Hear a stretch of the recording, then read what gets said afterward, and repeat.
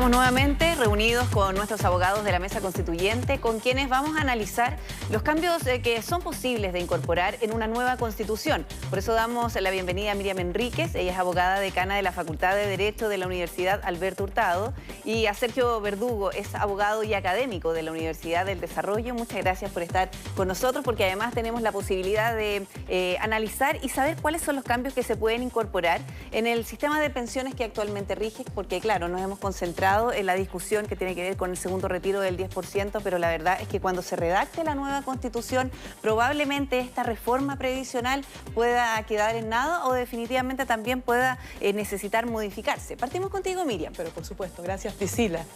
Bueno, la reforma constitucional actual tiene que ver con algo muy particular, que es una reforma que permita retirar el 10% de las pensiones en el contexto que estamos actualmente, que es de pandemia. Claro. Y un cambio constitucional, eventualmente en materia de derechos sociales y particularmente en el derecho que se denomina a la seguridad social, podría modificar bastante, por ejemplo, el sistema que actualmente establece la Constitución. La Constitución actual establece un derecho a la seguridad social para todas las personas, en el artículo 19, número 18, y es un derecho que tiene, yo diría, bastante poco contenido. Prácticamente no refiere en qué consiste el derecho. Sabemos que es a todas las personas. Queda demasiado amplio. Demasiado amplio o eventualmente demasiado restrictivo, porque la Constitución dice que este derecho va a ser regulado por una ley de quórum calificado, que es una ley que requiere una mayoría más exigente que la simple mayoría, pero, por ejemplo, no dice cuáles son las contingencias vinculadas con la seguridad social que cubre el derecho. Porque las contingencias son, por ejemplo, la vejez, la maternidad, el desempleo, también, por ejemplo, una enfermedad laboral. No dice cuáles son esas contingencias que el derecho cubre o cubriría, ni tampoco refiere cuáles son los compromisos del Estado a propósito de cada una de las contingencias. Tampoco es un derecho exigible, es decir, no está amparado por el recurso de protección. Probablemente entonces en la discusión de una nueva Constitución estos elementos van a ser necesarios de considerar y probablemente de establecer en el contenido del derecho. Sí, es necesario dejarlos establecidos porque definitivamente ahora estamos en medio de una contingencia, en medio de una pandemia, nadie lo veía venir, ni siquiera lo suponíamos. Probablemente eso también pueda mejorar esta condición en un futuro. Es que aquí hay dos debates que son distintos. Uno tiene que ver con el problema del 10% y está agregado a las disposiciones transitorias y sobre la pregunta de si esta reforma constitucional es constitucional o no. Y otra pregunta diferente a esta tiene que ver con cuál es el contenido que tiene que tener la nueva Constitución, cómo satisfacer mejor el derecho a la seguridad social. En este segundo punto existen distintas alternativas que el constituyente puede considerar. ¿Ya? En general, las constituciones en el mundo no tienen mucho desarrollo en torno a este derecho, porque se asume que para poder darse una satisfacción real a este derecho necesitamos leyes bien financiadas, ¿ya? Y para eso necesitamos otros instrumentos. Las constituciones por sí solas no son capaces de entregar esta satisfacción. Pero hay algunos criterios que uno puede observar en algunas constituciones. O sea, es muy común, si uno mira, por ejemplo, la constitución australiana o la constitución canadiense, que hayan remisiones para el legislador, para que sea el propio parlamento el que dicte estas leyes, a veces con algunos criterios o algunos principios generales que los orientan, ¿ya? Pero la verdad no mucho más que eso. Son muy pocas las constituciones que establecen criterios mucho más profundos, como la ecuatoriana, por ejemplo, o la Constitución suiza.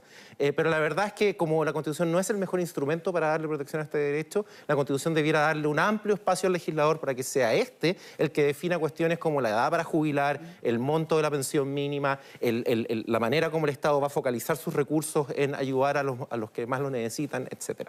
Ahora, en cuanto a la reforma constitucional que permite el retiro del 10% de las pensiones, ¿cambia el sistema de pensiones fijado en la actual Constitución? Lo que pasa es que la reforma a las disposiciones transitorias que está hoy día en el Parlamento, la que promueve Pamela Giles y varios otros parlamentarios. Y que va a ser revisado por el Tribunal Constitucional. Y que va a ser revisado por el Tribunal Constitucional, si es que el Tribunal Constitucional lo declara admisible el requerimiento, ¿no? Esa reforma que se hace por las disposiciones transitorias afecta obviamente los montos que tienen hoy día las personas que cotizaron, ¿no?, en las cuentas individuales. Entonces va a afectar y de esa manera pone presión fiscal para que el día de mañana los contribuyentes o los cotizantes sean los que financien el hoyo que se está generando con estas pensiones. Entonces sí afecta. Cuando hay presión fiscal es cuando es iniciativa exclusiva del Ejecutivo. porque implica un gasto. Es que lo que ocurre jurídicamente aquí es que el Parlamento tiene la obligación de que cuando quiera legislar en materia de seguridad social lo haga después de un proyecto que presente el presidente de la República, porque hay una norma en la Constitución que dice que estas materias son de iniciativa exclusiva. El Congreso no tuvo el apoyo del presidente de la República para impulsar este primer proyecto, ¿no? El presidente de la República presentó un segundo proyecto, pero respecto a este primer proyecto, esa iniciativa exclusiva no se dio y por eso, por segunda vez, el Parlamento decidió eludir esta obligación de respetar la iniciativa exclusiva presidencial a través del mecanismo de hacer una disposición transitoria a la Constitución, entendiendo que las disposiciones transitorias serían equivalentes al texto permanente en circunstancias que no lo son, y de ahí que uno pueda cuestionar su constitucionalidad. Entonces, ¿una reforma constitucional puede ser inconstitucional? Sí, una reforma constitucional puede ser inconstitucional. De hecho, es uno de los temas que revisa el Tribunal Constitucional. El Tribunal Constitucional tiene la competencia para controlar las reformas constitucionales. Hay todo un debate sobre qué puede controlar el Tribunal Constitucional y cuándo debe controlarlo. Estamos ante un control que es previo, es decir, antes de que la reforma entre en vigencia. Yo creo que hay todo un tema respecto de la oportunidad del control porque se está controlando un proyecto de reforma constitucional que fue aprobado por la Cámara de Diputados, que fue rechazado por el Senado, que sigue en discusión y por lo tanto no es un proyecto de reforma aprobado de manera completa y así todo se requirió al Tribunal Constitucional. Es decir, que el Tribunal Constitucional se está pronunciando respecto de un proyecto que no está afinado, que no está terminado, en cuyo caso más que un requerimiento parece que se está planteando una consulta al Tribunal Constitucional. Y en general la discusión es si es que ese control puede ser completo o profundo, es decir, sobre vicios que tienen que ver con el procedimiento de la reforma o eventualmente tienen que ver con los contenidos. Desde mi perspectiva, el Tribunal Constitucional solo puede ejercer control respecto de si se cumplieron o no las reglas procedimentales para la reforma, no sobre los contenidos, porque justamente las reformas constitucionales, primero no está definido, y las reformas constitucionales tienen por objeto cambiar los contenidos constitucionales. Entonces ahora, siempre va a haber un cambio al contenido. Si nos fijamos en el momento en que el Ejecutivo presenta este requerimiento ante el Tribunal Constitucional, ¿se equivocó en los tiempos? Porque todavía sigue en comisión mixta. ¿No hay un texto que pueda definir o al menos pronunciarse el Tribunal Constitucional? Sí, yo creo que en este caso el requerimiento del Presidente de la República al Tribunal Constitucional es totalmente inoportuno porque, insisto, creo que los proyectos de reforma y cualquier proyecto de ley tienen que ser presentados desde que se aprobaron hasta antes de la promulgación. Esa es la oportunidad. De lo contrario, se está pronunciando el Tribunal Constitucional sobre un proyecto que todavía no está afinado. Pero eso la Constitución no lo precisa. Entonces, también un desafío, eventualmente, de cara a una nueva Constitución, es decir, si es que el Tribunal Constitucional mantiene sus atribuciones de control previo, que es justamente uno de los espacios donde se espera que el Tribunal Constitucional, sus atribuciones sean acotadas, habrá que definir con toda precisión desde cuándo y hasta cuándo se puede solicitar que el tribunal se pronuncie, pero no con la forma de una consulta. El Tribunal Constitucional no es un órgano consultivo, sino que es un órgano que declara la constitucionalidad de las leyes o de las reformas. Ahora entonces queda en una situación súper compleja el Tribunal Constitucional, porque de todas maneras va a tener que fallar en este sentido, ¿no? Yo creo que el motivo por el cual la situación es compleja para el Tribunal Constitucional es que esto está en un contexto político donde los jueces normalmente se sienten incómodos. Ese es el motivo por el cual esto es complejo. Yo creo que aquí no hay problemas procedimentales hoy día. Mientras el proyecto de reforma constitucional esté vivo en el Congreso, el requerimiento es formalmente procedente. Ahora, sí es un caso que es complicado, porque en Chile el Tribunal Constitucional nunca en su historia ha declarado la inconstitucionalidad de una reforma constitucional por razones sustantivas, y hay algunos argumentos que tienen que ver con cuestiones sustantivas que se están planteando. Ahora, de ello no se sigue, el tribunal no puede hacerlo, simplemente se sigue que no existe un precedente. Y como no hay un precedente, este es un caso de primera impresión. Y para los jueces siempre son más difíciles los casos de primera impresión. Ahora, no es raro en el derecho comparado. Hay muchos países en el mundo donde se han declarado reformas constitucionales e inconstitucionales por razones sustantivas, ¿ya? O sea, no es algo que debiera extrañarnos. Y existen muy buenos argumentos para eso también. Si, en mi opinión, el problema más allá del contenido tiene que ver con el uso de esta técnica, que está deteriorando y erosionando el sistema presidencial de nuestra Constitución. Si uno asume que la Constitución tiene una estructura fundamental, sustantiva, que ha sido construida a través de una historia, una tradición constitucional que le da una identidad presidencial, ¿no? Ahí está la reforma constitucional de Frey del 70, hay una historia bien larga. Y esa identidad constitucional está siendo erosionada. Es el único motivo, el único camino, el mejor camino para reemplazar esa identidad constitucional sería por un camino de reforma mucho más agravado y no a través del camino de las disposiciones transitorias. Y en el derecho comparado existen un montón de ejemplos donde disposiciones transitorias se han declarado inconstitucionales por este tipo de motivos. De hecho, en Chile tenemos, aunque es un caso bien especial, el año 85 el mismo Tribunal Constitucional dejó de aplicar una disposición transitoria incluida dentro de la Constitución con razones democráticamente defendibles, ¿ya? Entonces, ¿cuál es el rol que justifica la existencia de los tribunales? Bueno, porque son órganos contramayoritarios que de alguna forma van en contra de lo que dicen las mayorías. Lo que los justifica es su defensa de la democracia. Y para defender la democracia ellos tienen que ayudar a estabilizar y consolidar los procesos institucionales. Cuando la Constitución deja de cumplir eso por prácticas parlamentarias que acumuladas deterioran el sistema político y lo alteran con una lógica y una filosofía distinta, entonces hay buenos motivos para que los tribunales constitucionales intervengan y le pongan freno a esas prácticas, ¿ya? Porque aquí no estamos discutiendo sobre el 10% con esta disposición transitoria. Aquí estamos discutiendo una serie de prácticas parlamentarias que han erosionado el sistema presidencial y esta es la segunda de varias otras que están en camino. Pero el tema es que además se debe pronunciar frente a un tema que tiene mucho apoyo ciudadano y que también deja en una situación muy complicada al Tribunal Constitucional, que es un órgano que definitivamente en la nueva Constitución también va a ser revisadas sus atribuciones. Por eso te digo, es clave lo que falla o lo que en cuanto a cómo se pronuncia. Y va a ser muy impopular lo que hagas, es que hace lo que yo creo que debe hacer, ¿ya? Pero es lo correcto y es normal en este tipo de casos, cuando los tribunales declaran que una reforma constitucional es inconstitucional, es muy común que lo hagan en un escenario de alta polarización donde sus decisiones no van a ser necesariamente respetadas por todo el mundo, ¿ya? Es un escenario de polarización, pero el tribunal existe justamente para eso, para mostrarnos un camino donde hay un escenario de polarización y un populismo bien fuerte, digamos, y el tribunal tiene que decir, estos son los caminos institucionales válidos, esta es la forma de estabilizar nuestros procesos políticos y de defender la forma presidencial que tenemos nosotros, y si queremos cambiar la forma presidencial, bueno, tenemos la Convención Constitucional para eso. Ahora, es importante porque... Tengo ahí una reflexión, un matiz con las afirmaciones, algunas afirmaciones de Sergio, porque el Tribunal Constitucional no tiene la competencia para controlar cuestiones de fondo. De hecho, la Constitución no tiene ninguna excepción que diga el Tribunal Constitucional en el control de constitucionalidad no puede, tiene que controlar y tiene que considerar estos límites materiales. Toda la Constitución puede ser modificada.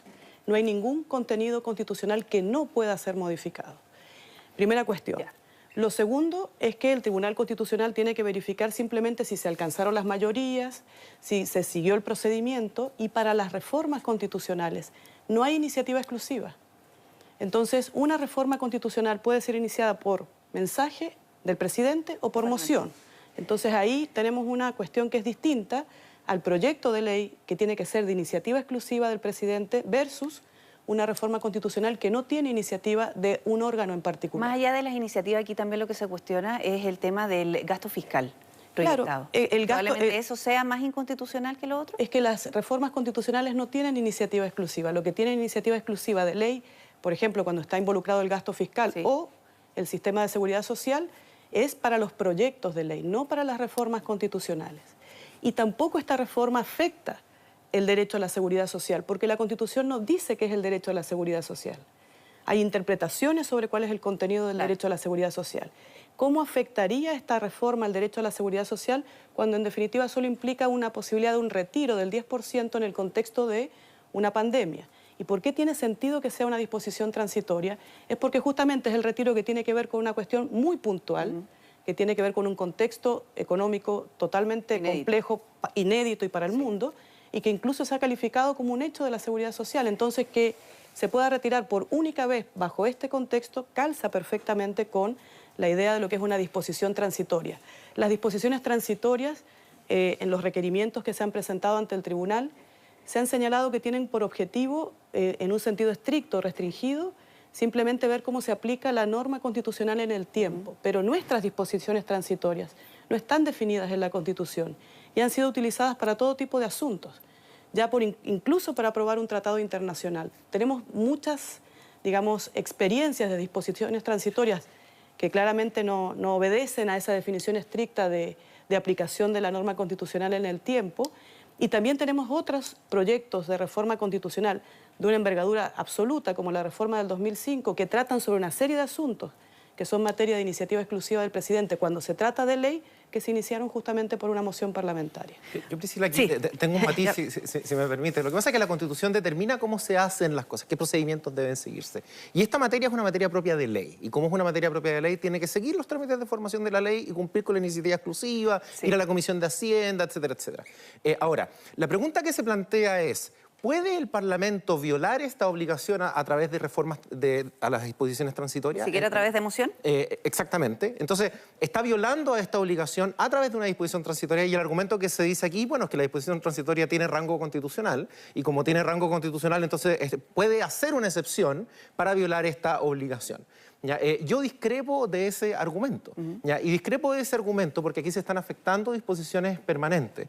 La Constitución no establece cuáles son los contenidos de las disposiciones transitorias y cuáles deben ser, pero estas materias deben ser ejecutadas de buena fe. La pregunta de fondo que está acá es si el Parlamento puede saltarse las vías institucionales que determina la Constitución cuando tiene 3/5. Esa es la pregunta de fondo que está acá. Y acá estamos abriendo una puerta para saltarnos los caminos institucionales sin importar el contenido. Cuando hablábamos, por ejemplo, de parlamentarismo de facto.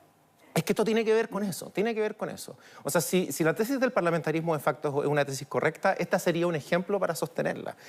Y esa tesis va a ser correcta en la medida en que este tipo de estrategias parlamentarias se reproduzcan y se multipliquen en el tiempo. Entonces, los tribunales cuando ellos necesitan, cuando ellos van a revisar el modo como las democracias constitucionales se están deteriorando, normalmente no ven un proyecto gigante, ¿no?, que las deteriora de una, sino que ellos ven una serie de proyectos que las deterioran de a poco y que gradualmente las van erosionando. Y este es uno de esos casos. Por eso el Tribunal Constitucional debiera tomar este caso para sentar un precedente, para ordenar el modo como los parlamentarios debieran comportarse mientras esta Constitución se mantenga vigente, porque de lo contrario, el precedente que se sienta es que la Constitución no importa cuando los parlamentarios obtengan 3/5 y puedan hacer todo lo que ellos quieran. Y esto es clave, porque los parlamentarios después van a poder entonces alterar las reglas de la propia convención mientras la convención esté funcionando, simplemente por cumplir estos 3/5, ¿no? Y eso es algo muy peligroso. Entonces hay que ordenar los caminos institucionales para que esos caminos institucionales sean predecibles, para que la ciudadanía pueda saber cuáles son y para que se cumplan con los pasos que están establecidos. Claro, porque las reglas deben quedar muy claras, porque finalmente si lo dejamos a la buena voluntad, probablemente ocurran estas cosas que terminan siendo mucho más complejas. Nos quedamos con muchas dudas, muchas preguntas, y nosotros nos vamos a reunir nuevamente en una mesa constituyente ya la próxima semana. Muchas gracias, Sergio. Gracias, Miriam. Muchísimas gracias, Priscila.